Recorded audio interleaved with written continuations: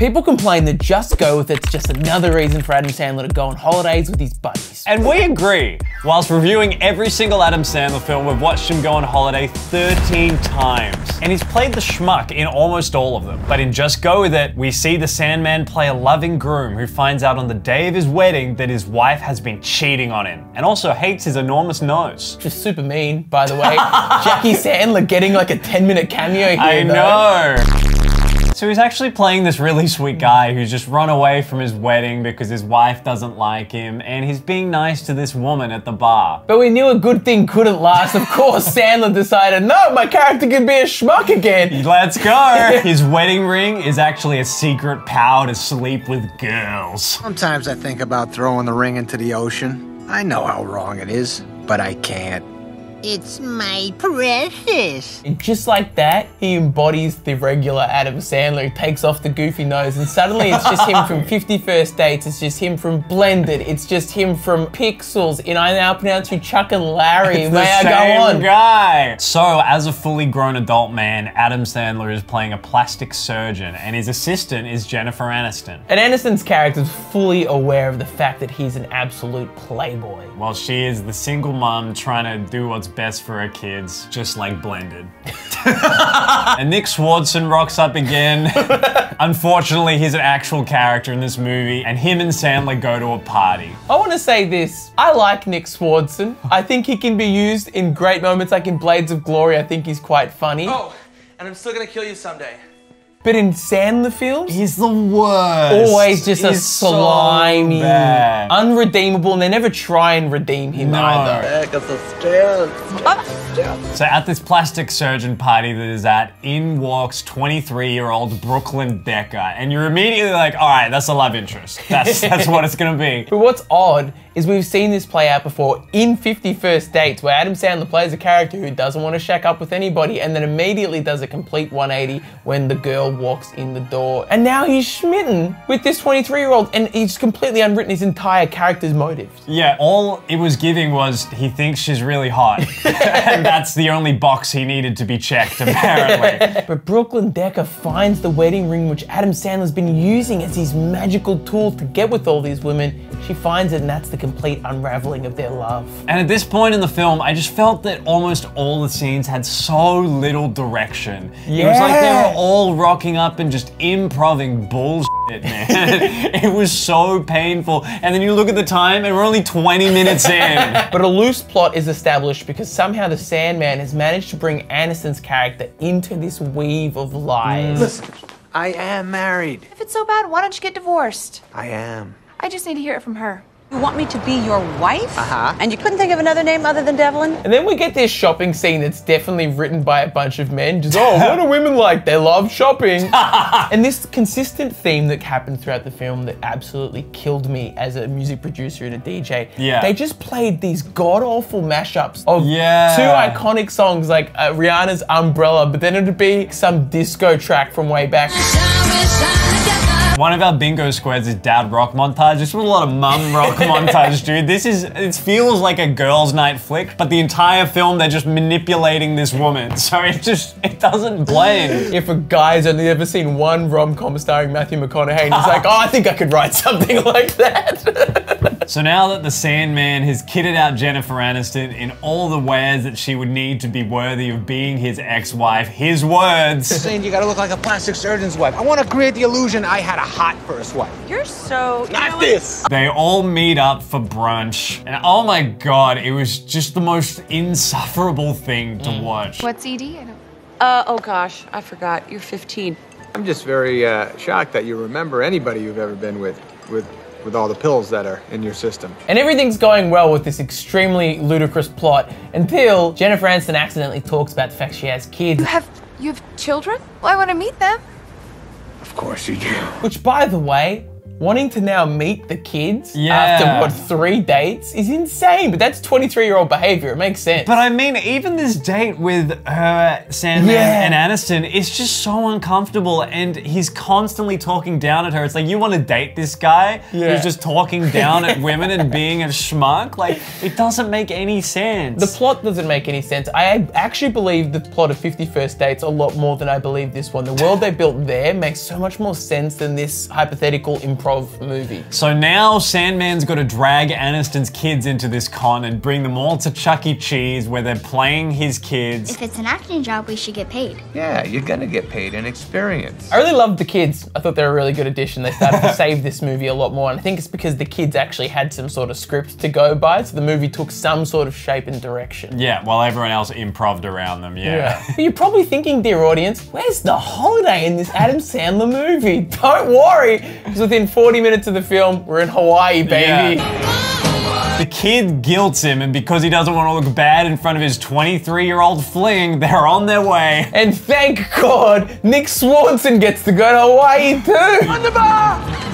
Danny, vent!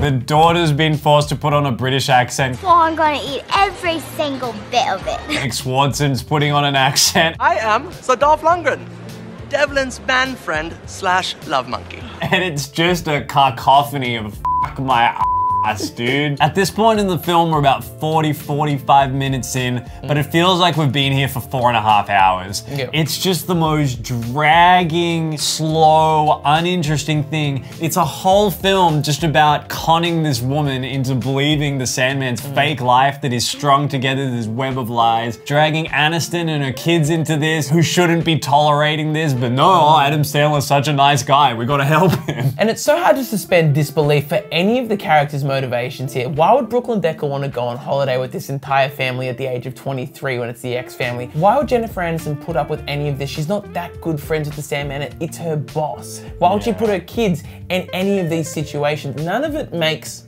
sense. And if you haven't guessed it by now, Adam Sandler is not gonna end up with Brooklyn Decker by the end of this movie. She's not on the poster.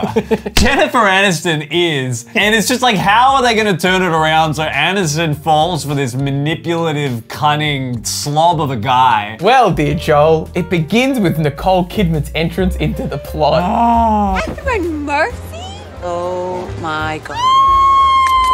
What would we have done without Nicole Kidman in this film? Lived a happier life. She plays Jennifer Aniston's old, like, arch frenemy that really bugs her. Another Sandler trope, he brings an actor of absolute esteem and brings him down to his level, and Nicole Kidman doesn't have any depth. No, she sucked. So now that Kidman's in the picture, she's threatening the big facade that Sandler has put up about his fake life. So they need to separate her from Brooklyn Decker. They send her off with Nick Swanson, while Adam Sandler and Jennifer Aniston finally get to have some alone screen time together. And we get the dance competition.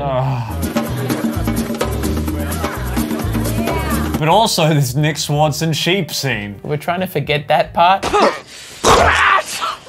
By the end of this sequence, it's very clear that Sandler and Aniston want to hook up, seemingly only after Sandler saw her in a bikini earlier in the day. Now that the Sandman's coming back to the hotel, he's thinking, oh, I'll run off with Jennifer Aniston now. But no, after all this, Brooklyn Decker wants to get married to him. I don't need you to get me a ring, Danny. Let's just get married. Her motives make no sense. Hardly anything Sandler has done or anything about his family that would be attractive to shack up with. It just doesn't make any sense. But then she isn't giving off or being written as a person that just wants his money either. She genuinely seems to be into him, which again doesn't make any sense. But every single Adam Sandler film, he's written as the hero that everyone wants to get with, so I guess we have to suspend that disbelief again. So we have this Shrek 2 lying awake at night sequence.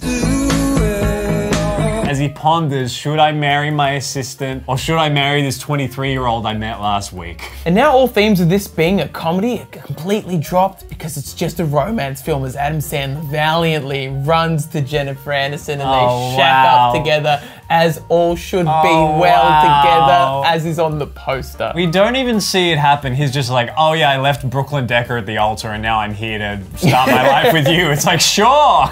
Which totally makes sense if they're just improvising this entire movie. That is something that they would just throw to the wayside. It makes sense. Dude. I couldn't imagine there was a script for this. I think they could easily rely on Aniston and Sandler improvising this. Sandler's done that many vacation plots now. It's second nature to him. But the movie does finish on at least a happy ending for Brooklyn Decker as well. She's on the plane, she meets famous tennis player Andy Roddick, which, fun fact for you, she's actually married to in real life. Let's go. Sure, great. Bada bing, bada boom, the entire plot's wrapped up immediately. Before we tell you our ratings, we play a game of Adam Sandler bingo filled with all the Sandlerisms and tropes that appear in all of his movies. Up on screen are our bingo cards of the week. Joe, how did you go? Of course I scored bingo.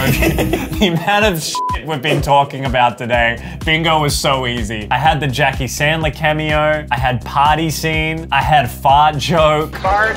Fart, the water fart. And I had Sandler sings. And he used to have an afro and pimples all over his face. I had vacation plot, of course. I had hot wife and a very faint yabba dabba doo. And I love you, my little British crumpet. Ah, shabba dabba doo. I'm keen to hear what you rated this. Normally, dear folks, I'm a lover of the Adam Sandler films, but more and more we watch these films, the more they wear on me and my childhood nostalgia starts to wear off of these films. And this week, I couldn't hold back how I truly felt. This movie sucked. I gave it a 3. Wow. Oh my God. Where did the 3 points come from? Just asking for a friend. I absolutely hated this film. There is not many films that we've watched that I've truly disengaged with because of how much I wasn't enjoying it. The constant perving that we didn't even mention throughout this film. I just found absolutely no redeeming qualities in this, and I gave it a 1. Whoa!